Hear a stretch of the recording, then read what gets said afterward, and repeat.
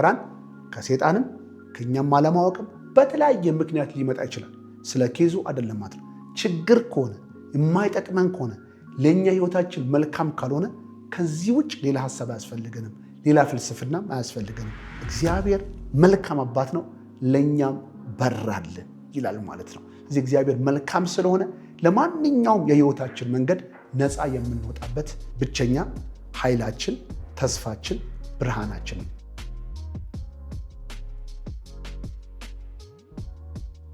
ሰላም ሰላም ወዳጆች እንዴት ናችሁ? ፓስተር ሮን ነኝ ከሮን ፖድካስት። ዛሬም ትንሽ ለህይወታችን ጠቃሚ የሆነ ሐሳብን ሼር ላደርጋችሁ መጥቻለሁ። ምንድነው? አንድ ክርስቲያን የክርስትናውን ህይወት የድልና የስኬታማና ህይወት የሚጀምርበትን እውነተኛ የሆነውን አመለካከት እንድንማር እፈልጋለሁ። በህይወታችሁ ውስጥ ነገሮቻችሁን ሁሉ መንገዶቻችን የሚበላሸውም የሚቀናውም ወላጅ አባታችን ፈጣሪያችን ጋር ካለን አመለካከት የሚመነጭ እንደሆነ ብዙዎቻችን ላንገነዘብ እንችላለን። ማንም ሰው ስለ እግዚአብሔር ነህ ብሎ ካልተገለጠበት፣ ካልተነገረበት በሃይማኖት በሰዎች የግል ህይወት የተለያየም ደግሞ የሃይማኖት ትምህርት ላይ ስለ እግዚአብሔር የተናገረውን የተሳሳተ ትምህርትና ዕውቀት ላይ እግዚአብሔር እንዲህ ነው ብለው ያመኑት እምነት በህይወታቸው ላይ እንደሚሆን ስንቶቻችን እናውቃለን። ያ ማለት ምንድነው? ባጭሩ እግዚአብሔር አምላክ ያልሆነውን ነገር እንደ ገዳይ፣ እንደ አጥፊ ከእንደገናም ደግሞ ክፉ ነገርን እንደሚያመጣ፣ እግዚአብሔር ለሰው እንደሚዘገይ፣ እግዚአብሔርን ሰውን እንደሚተው፣ ለፍርድ የተለያየ ችግሮች አሳልፈው እንደሚሰጥ ብዙ አይነት ትምህርቶች አሉ። ስለዚህ ሰዎች ይህንን እግዚአብሔር ነው ብለው ስላመኑት፣ እግዚአብሔር ያደርጋል ብለው ስላመኑት ያ እምነታቸው በዛ መልክ ፍሬን ህይወትን እንዲኖሩ ያስገድዳቸዋል። እና አንዳንድ ጊዜ በመጽሐፍ ቅዱስም ታሪክ ውስጥ ያለውን ነገር በማንበብ በዚህ አይነት መንገድ እግዚአብሔር ይሆናል ብሎ በተሳሳተ መንገድ በመረዳት እግዚአብሔርን መልካም ባልሆነው በጎ ባልሆነው ባህሪው ሰዎች ያምኑና ይገነዘቡና ስለዚህ ያንን ችግር ያንን መከራ እግዚአብሔር እንዳመጣው ወይም ደግሞ እግዚአብሔር እንደፈቀደው አይነት እምነት ኖሯቸው ያንን አይነት ህይወት በህይወታቸው እንደሚመጣ ሊያስቡ፣ ሊያምኑ፣ ሊፈሩ ይችላሉ። ከዛ ሰዎች ደግሞ ከእምነታቸው ውጤት የዘለለ ፍሬ ሊኖራቸው አይችልም።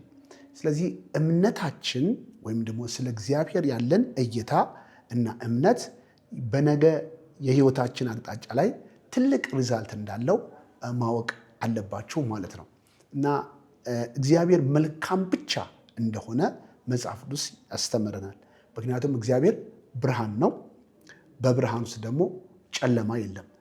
ከሱ የሰማነው መልእክት አንድ ነው፣ ወይም ደግሞ ይሄም ብቻ ነው። እግዚአብሔር ብርሃን ነው፣ በሱ ዘንድ ጨለማ ከቶ የለም። ብርሃን ማለት መልካም ምንጭ ነው፣ በጎ ነገር ነው፣ ክፉ ነገር በሱ ዘንድ የለም የሚል ሐሳብ ነው። ከእንደገና ጨለማ ደግሞ የሚለው መቅስፈትን፣ ሞትን፣ ውድቀትን፣ ዲስትራክሽንን፣ ጥፋትን የሚገልጥ ሐሳብ ነው። ስለዚህ እግዚአብሔር መልካም ብቻ ነው ካለን ክፉ ነገር ከሱ አይወጣም፣ ሞት ከሱ አይወጣም፣ ጦርነት ከሱ አይወጣም፣ በሽታ ከሱ አይወጣም፣ ድህነት ከሱ አይወጣም። ለሰው ልጆች የማይገባው ክፉ ነገሮች ሁሉ ለማንም ሰው ከሱ ዘንድ አይወጣም። እነዚህ ነገሮች ሁሉ የሚወጡት መልካም ካልሆነው ከሌላ ዓለም ላይ ካሉን እምነትና እይታና ሪሌሽንሽፕ የሚመነጩ ክፉ ነገሮች ናቸው። ስለዚህ እነዚህን ሪዛልቶች እነዚህን ክፉ ነገሮችን ሁሉ ሰው ከእግዚአብሔር እንደተቀበለው አድርጎ ቢታገስ መቼም ቢሆን ከዚህ ነገሮች ሁሉ ሊያድነን የሚችል ነገር የለም። ምክንያቱም እግዚአብሔር መልካም ነው ብለን ካላመንን በዘመናችን ካሉ ችግሮች ሁሉ ማንን ታምነን ነው? ማንን ተስፋ አድርገን ነው እግዚአብሔር ለኛ ክፉ አድርገን በማን ነው ነፃ የምንወጣው? ስለዚህ ምንም ብንቸገር፣ ምንም መከራ ቢደርስብን፣ ምንም ብንናወጥ ካሉብን ድካም ካሉብን ችግሮች ሁሉ ነፃ የምንወጣበት ተስፋችን አንድ እግዚአብሔር ብቻ ነው። ስለዚህ እግዚአብሔርን ግን የክፉ ምንጭ አድርገን ካሰብነው በማን ተመክተን ነው? በማን ተስፋ አድርገን ነው? በማንን አምነን ነው ካሉብን ችግሮች ሁሉ ነፃ የምንወጣው? እዚህ ሞትን በዚህ ምድር ላይ ሰው ልጆች ባለመታዘዛቸው ምክንያት አመጣን። ሞትን ወደ ዓለም ላይ ገባ። ነገር ግን ወላጅ አባታችን ወይ ደግሞ የሰው ልጆች ሁሉ ፈጣሪ አምላካችን እኛ በፈቃዳችን ባለማወቃችን ያመጣንበትን ሞት ሊቀለብስ ከሞት ሊያድነን ሕይወቱን ሊሰጠን ወደዚህ ምድር ላይ መጣ። ስለዚህ እግዚአብሔር የሕይወት ጀማሪ የሕይወት ምንጭ ነው እንጂ የሞት ጀማሪ ወይም ደግሞ ሞትን የሚያስገኝ አምላክ አይደለም። ስለዚህ እግዚአብሔር ሁላችንን ሊያድነን ሊያግዘን ነፃ ሊያወጣን ከጎናችን ያለ ረዳታችን አባት ነው እንጂ እሱ የችግራችን ጀማሪ አይደለም። እና አንድ ነገር ልባችሁ ውስጥ እንዲገባ እፈልጋለሁ። እግዚአብሔር መልካም ነው። ሁሌ መልካምና ደስ የሚያሰኝ ነገሮች ሁሉ መለዋወጥ ከሌለ ከላይ ከእግዚአብሔር ይወርዳሉ፣ ከላይ ከአባት ይወርዳሉ። ስለዚህ እግዚአብሔር ላንተ ለማንም ሰው ሃይማኖትን ሳያይ፣ ዘርን ሳያይ፣ ቀለምን ሳያይ፣ ጾታን ሳያይ፣ ተግባርን ሳያይ ለሰው ልጆች ሁሉ እግዚአብሔር መልካም አባት ነው። ለፍጥረት ሁሉ መልካም አባት ነው። ለጠሩትም ሁሉ ላልጠሩትም ሁሉ እሱ ከማንነቱ ስለማይጎል ሁል ጊዜ መልካም ነው እና ካለንበት ከማንኛውም አይነት የህይወት ጎዳና ሁሉ ሰርቫይቭ አድርገን ወደ ተስፋና ወደ ብለሲንግ ወደ በረከት የምንመለስበት ብቸኛ የህይወታችን የለውጥ ተስፋ እሱ እግዚአብሔር ነው እና አሁን አንድ ነገር ልነግራችሁ።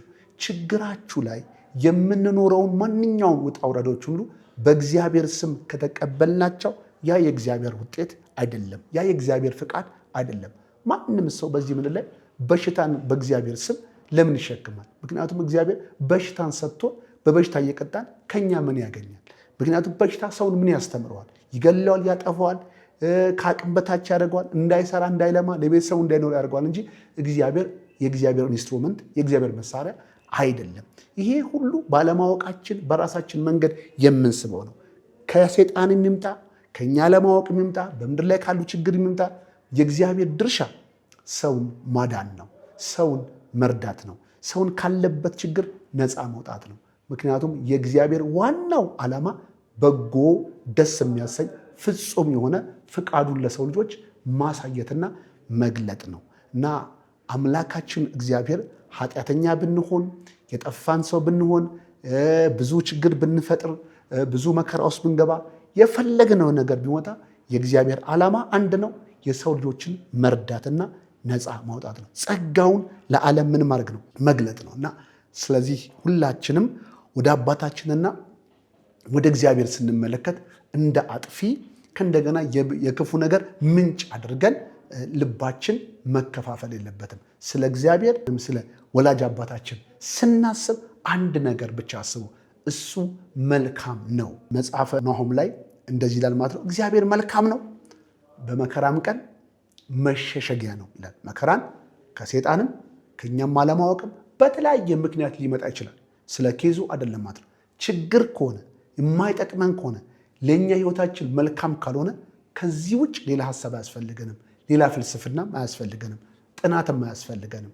እጆቻችንን ከፍ አድርገን አንተ ለእኔ መልካም ነህ፣ ነፃ የማወጣብህ ካለኝ እጥረት ካለኝ ደስ ከማልሰኝበት ህይወት ነፃ የማወጣብህ ብርሃኔ አንተ ነህ፣ ህይወቴ አንተ ነህ ብላችሁ እሱን ተስፋ ስታደርጉ እሱን ስታምኑ እግዚአብሔር ነፃ የምንወጣበትን መንገድን ያዘጋጅልናል እና መውጫ የሌለበት ከእንደገና የማናሽንፈው ችግር በምድር ላይ የለም። ግን ምንድን ነው ማድረግ ያለብን? ተስፋ የምናደርገው የህይወታችን ብርሃን እሱ እንደሆነ ግን አውቀን ፊታችንን ወደ እሱ እንመልስ።